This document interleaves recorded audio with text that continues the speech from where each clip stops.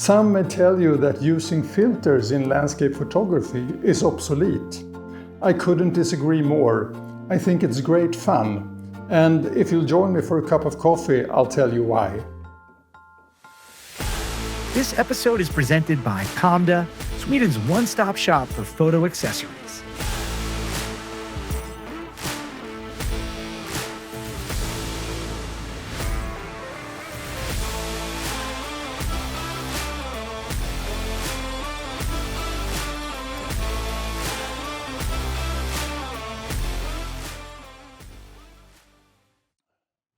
Welcome, my name is Malmgren. I'm a photographer, ecologist and writer. And this episode is all about using filters in landscape photography. So we'll start out here with some theory while I drink my coffee. And then later on we'll move out into the field and I will show you how I use filters to my advantage. And you will also have the opportunity to follow along through the EVF to see what I see when I compose and use the filters directly in camera. If you follow my channel, you know that I'm one of those guys that likes to get as much as possible right in the camera when I'm out in the field. So when I started out seriously in photography, I was shooting film. It was mainly color slides, transparencies. And that was quite unforgiving. You just had to make it right in the camera. You didn't have a second chance. You couldn't look on a display to see what you ended up with. You had to wait for the film to get developed and then you could see it. And often I blew the highlights or the skies were blown out. So it was a lot of trial and error to get everything right. But of course, that's how you learned back then. It was also a time, at least here in Sweden, when there was a keep it to yourself mentality among photographers. I got to know a few photographers who taught me a lot. But the trade secrets to great landscape photography were just that, secrets. People kept it to themselves. Everything changed, of course, when internet became available. We entered a sort of sharing community where we shared tips and tricks and experiences and knowledge. But before internet, I desperately searched for knowledge of how to make my photography better. Then I learned about a magazine published in the UK called Outdoor Photography.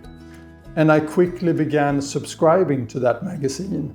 And I haven't regretted doing that because through that magazine I learned a lot.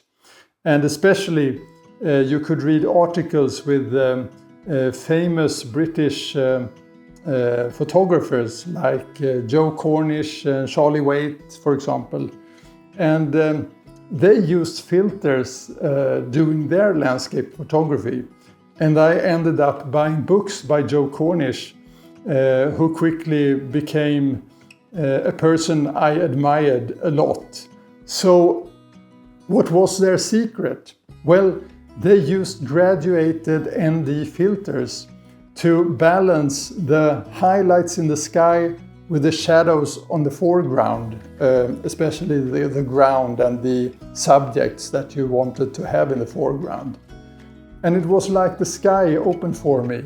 What was this? How can I get my hands on those graduated ND filters? The answer came through this.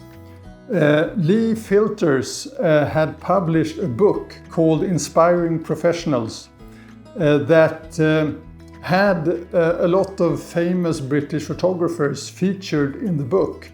And they used Lee filters and also showed how the filters were used in practical situations. Today, this book and the second edition or the second version of this book is available through Apple Books. I'm not sure if it's available somewhere else, but in Apple Books you can order this book and the second version.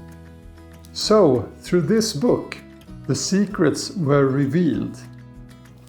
And I just loved this book, and I quickly ordered a set of Lee filters, and I used them intensely for a number of years. So this is the kit from Lee Filters that I still have and use. It came firstly with 100 times 150 millimeter resin filters. I discovered after a number of years of using them that the resin filters were not that sustainable. The shading deteriorated with time. So I have replaced the resin filters with glass filters. But this was my main go-to solution for landscape photography for a number of years. I also use filters from Käsi, and these are magnetic filters. These are filters with a circular polarizer and a few ND filters. The Käsi filter system with those magnetic rings simply works with an adapter ring that has a magnetic surface that you screw onto the front filter threads of the lens, and then you choose your filter. So for example, this is a circular polarizer. You just snap it on there, and the filter is on, and then with the circular polarizer you can rotate the front for the polarizing effect. It comes with these adapter rings and 4 filters. So this is a circular polarizer, and then we have ND filters in various degrees. I think this is a good filter system when you know that you will just use the ND or the circular polarizer function. But as soon as you want to use graduated filters, sort of to reduce the highlights in the sky, for example, then you need to use graduated filters. And of course, Käsi is just one of quite many manufacturers of these kinds of circular filters. There are budget-friendly options, and there are very exclusive, high-end professional filter systems too. So you have to decide what you can afford with your budget. So I will now show you the filter system that I use the most today. And this is actually also why this episode is sponsored by Kamda, which is a Swedish company that sells all kinds of photo accessories. Not that much in terms of cameras, but they have lenses, for example, and a plethora of accessories of many kinds. So it's sort of a one-stop shop for buying all the stuff that you need when you're a photographer. So this Haida system comes with a filter holder, and this is the filter holder from Haida. This is the M10 version 2. It has attachments for 2 100 times 150 millimeter glass filters, or if you have 100 times 100 filters, you can use them too onto here. And you can lock the filters into place. And then you have also this shade here that makes sure that there are no light leaks through the filter holder when you use filters. So you have to use filter adapter. So they look like this with filter threads on the sides here. And then there's the slot that goes into this filter holder later on. So you just screw this on to the lens. See if I can show you. Like so. And then you're ready to put on the filter holder. So you just attach it on the side. You press the release, and then you are ready to use the filters. So if you want to put on a circular polarizer, then you take this shade away, And then you take the circular polarizer. It looks just the same, but it has a polarizing filter built into it. And you put it in here, snap it on, and then you have sort of a wheel here that you can rotate to rotate the circular polarizer within the filter holder. And that is actually very, very convenient. So with small movements here, you can put the polarizing effect exactly to where you want it. So when you're using polarizing filters, my suggestion is that you take it to the most extreme polarizing effect and then you back it off a bit. Because it is actually very pleasing to have a bit of reflection from the water and from leaves, for example, and not get rid of it entirely. That will only make the color saturated and the effect a bit flat. If you want to use ND filters for sort of slowing the shutter speed down, for example, when you're doing long exposures. So this is a 10-stop ND3 filter. It's from the Haida Red Diamond series, and these are excellent, very reliable, neutral in color, and also very hardy, so they don't easily break.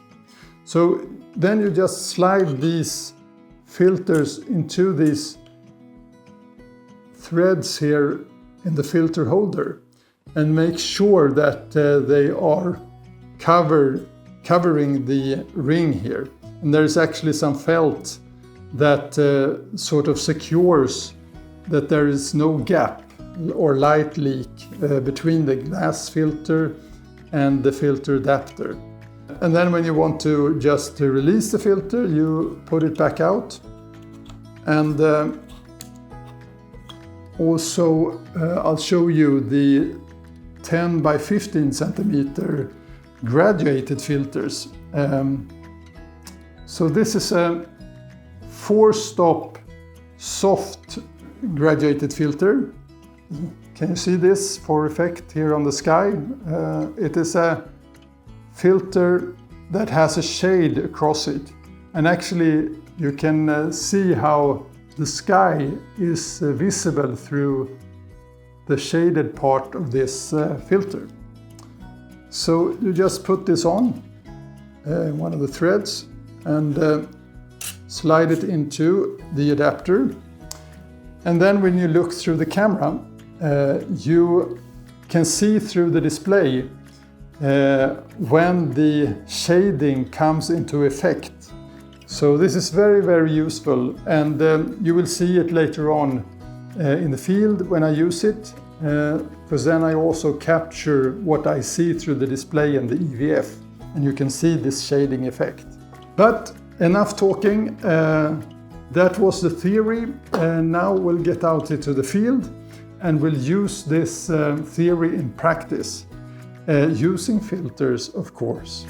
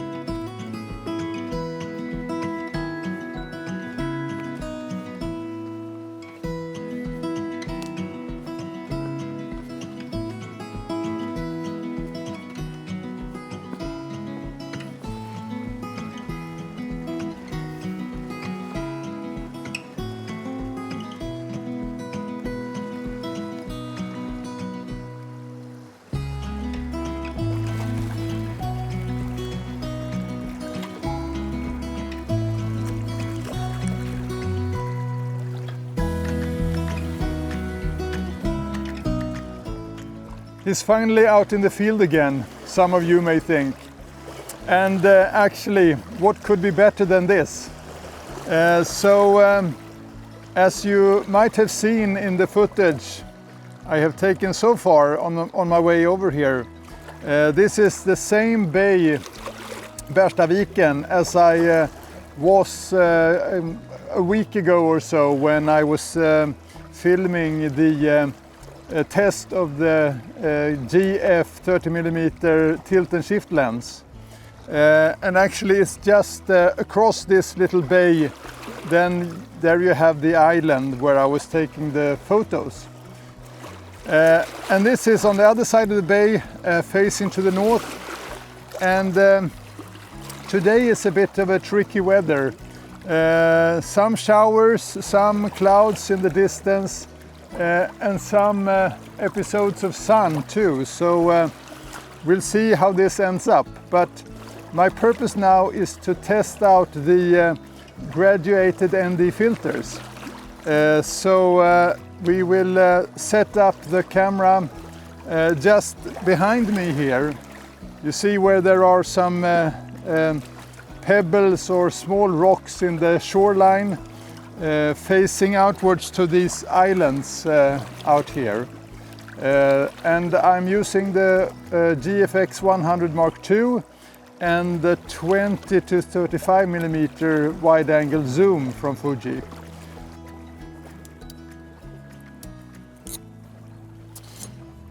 Okay, so I will start here with the adapter ring, and this lens has an 82mm filter thread in the front, and I've chosen a filter adapter ring for 82mm. So I just screw this on here in the front.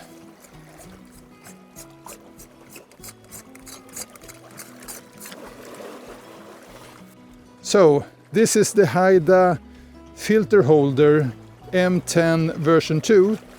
So on one side here you have the felt, which is for the filter facing side, and then you have slots here for the filters that you push down. And on the other side, that's the face that fits to the filter adapter on the lens. And with this screw you actually lock the filter from rotating, but I will show you that. So you just put on the filter holder and push the lever, and it snaps into place. It's secure.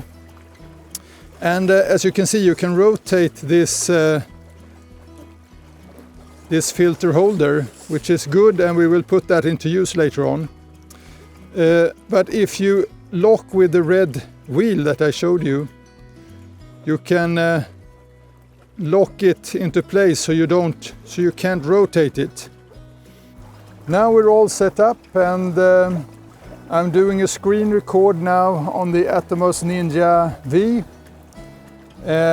And hopefully you can see what I'm doing now and follow along. So I'm going for quite a wide angle view. I have 20mm set on the 20 to 35mm wide angle zoom from Fuji. So I'm all set up on manual on the camera, and the first thing I do is try to decide where to focus, and I'm placing the focus on a rock just about 1.5 meters in front of the lens of the camera here. And I'm back focusing and determining also where the exposure is. And now you can see that here in the foreground it's pretty underexposed, about somewhere over a stop underexposed. So I'm pulling up the shutter speed, exposing for the foreground, and actually I want to have it a little bit underexposed by 1/3 of a stop. And I'll try the focus again, and I'll zoom in to look for focus, and it looks good. And as you can see now, the sky is all blown out as I am exposing for the foreground. So therefore, if I look at the sky and do a focus and a measuring of the exposure there, you can see that I'm a bit, well, 3 1/3 stop overexposed in the sky. So then of course I can adjust the shutter speed to get it down to sort of like a perfect exposure, somewhere around that. And you see what happens to the foreground. The foreground is pitch dark. Of course, with these medium format cameras, you know, with a big sensor, 16-bit color, and an extremely high dynamic range, and what is it, 281 trillion colors, you can pull up the shadows in Lightroom, but that's cheating. Now we are doing this with the filters instead. So we're going back to the rock in the foreground. Testing the focus again, and going up for just a third of a stop under. And as you can see here, the highlight on the histogram is almost clipping, but that is the sky. So I'm pretty pleased with the foreground there. And now it's time to pull out the filters. So we're putting in the circular polarizer here in the slot. Snaps on. And now it's time to adjust for the polarizing effect. And as you can see, the polarizer in itself is actually pulling down some of the exposure. It takes some of the light that comes into camera. So we'll have to adjust, and also pulling this wheel here and looking for where the polarizing effect is at its largest, and we're getting there. You see, somewhere around here we have a full polarizing effect. I'll pull it back just a little. Somewhere around there, I think. That's quite good. So now we're checking focus again, and I'm pulling down the exposure to just 1/3 of a stop underexposed. And this is the ND graduated ND with 3 stop. So we'll just try that out and see if that is enough to balance the exposure. So we're just placing this filter here in the innermost slot and pulling it down. You won't see much effect yet, because you see we have the shaded part above the lens opening. But now when I push this down, I will just lock this into place.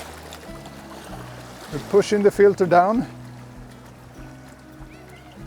And you can see that the sky now is coming alive. And actually, if you look at the histogram, you can see now that the histogram is quite even. It doesn't peak at the highlights, and not even at the shadows. So I think that's a perfect effect.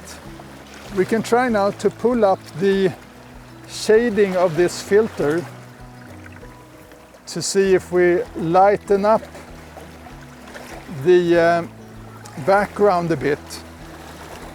And here's also something that if we unlock the filter holder, you can actually rotate the filter. Of course, now when we have a circular polarizer in, we're also rotating the circular polarizer effect. But in some instances it's pretty good to sort of adjust the effect of the filter, and it looks really, really good. So here is the rock where I've set the focus, and we can also go out and check to see if the little eyelet is in focus, and also the island in the background is pretty much in focus too. So I'm putting the 6-stop ND filter. It's from Haida, this is the Red Diamond series.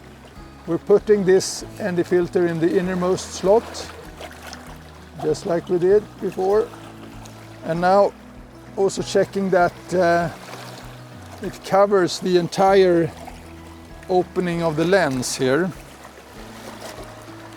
And then we are placing the soft graduated ND filter on the outside. It's just a very slight effect there. Okay, so as you have seen here, a soft graduated filter is perfect when you want to balance a blown out sky with a much darker foreground, and also together with just an ordinary ND filter, you have full control over the shutter speed, the aperture. You can sort of compose for exactly the kind of image you want. So now I've set up the camera to make a few other exposures here, just when we have the setup already and going. And there are actually some people fishing over there, but never mind. So I have removed the ND filter. I still have the soft graduated filter in here, and we can sort of place it just as we want it. And we have the circular polarizer. So we'll begin by setting an exposure that is correct for this one. So we start with taking a reading from the foreground, and as you can see, I like to put it down with sort of like a third of a stop or something. And then we can check the polarizing effect. Just rotate it a while and see where the effect is at its largest. It's somewhere around here. And we'll pull that back a bit, so we'll get some reflections from the sun and in the waves, and also on the rocks.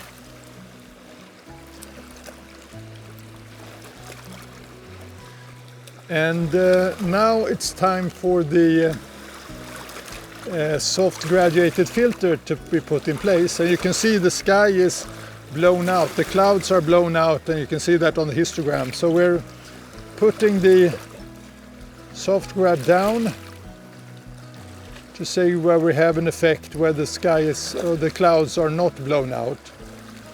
And here is a perfect example also when you can rotate the graduated filters to see the effect it has on parts of the motif. But somewhere around there, now it's the light is vanishing, so I'm pulling the exposure up a bit without sacrificing or blowing any highlights. So we'll try that. Take just a simple exposure. And as you can see, it's 1/5 of a second, so it won't stop the waves down, but we can catch some waves when they crash in here.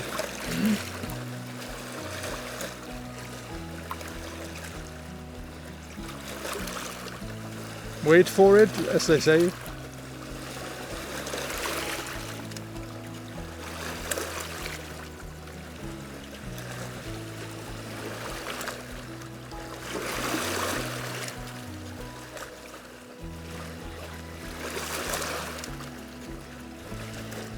Yeah, I think that's enough for today. So thanks for joining me out in the field. I will wrap it up with showing you some images that resulted from this, and also have a little end note.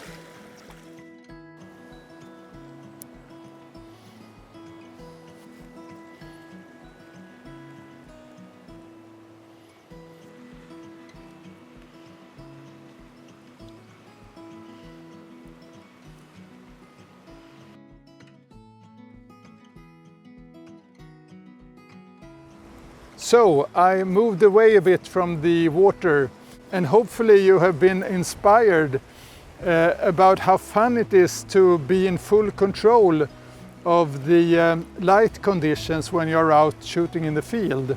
Of course, you can bracket and use your camera's technology, but at least for me it is more inspiring to be in full control and use these graduated ND filters to get the effect that I want. But that's all for now, and if you have looked at this video this far, then I'm very pleased, of course, and I appreciate your time and effort. So if you like this kind of content, press the like button, press the subscribe button, and also make sure that the bell is activated so you can get all the announcements when I post some new episodes in the future. So all for now, over and out. Thank you for this time. Bye bye.